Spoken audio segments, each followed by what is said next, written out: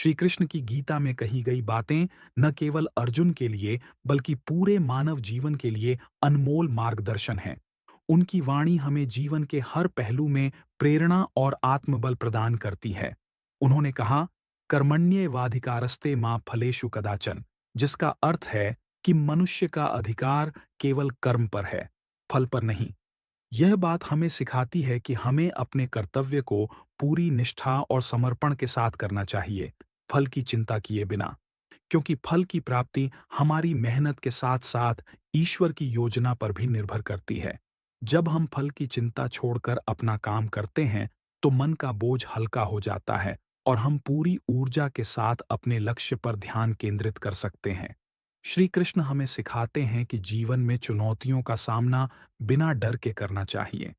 जब अर्जुन युद्ध क्षेत्र में अपने कर्तव्य को लेकर संशय में पड़े, तो श्री कृष्ण ने उन्हें समझाया कि जीवन एक संग्राम है और जो व्यक्ति साहस के साथ अपनी जिम्मेदारियों का निर्वाह करता है, वही सच्चा योद्धा है।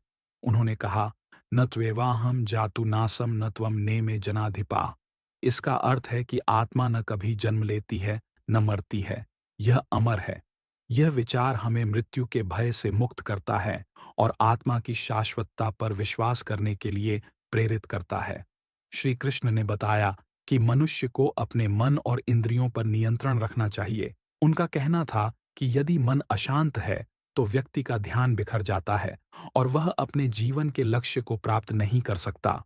उन्होंने कहा, योगस्थ कुरु कर्माणि, जिसका अर्थ है कि योग के साथ, यानी ध्यान और आत्मसंयम के साथ कर्म करो। यह बात आज के व्यस्त जीवन में भी बहुत महत्वपूर्ण है, जहां लोग भटकाव और तनाव के कारण अपनी ऊर्जा खो देते हैं।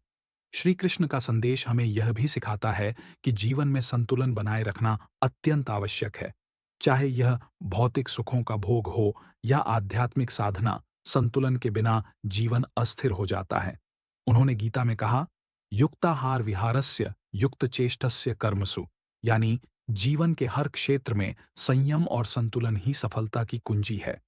इस प्रकार श्री कृष्ण की वाणी हमें न केवल प्रेरित करती है, बल्कि जीवन जीने का सही मार्ग दिखाती है।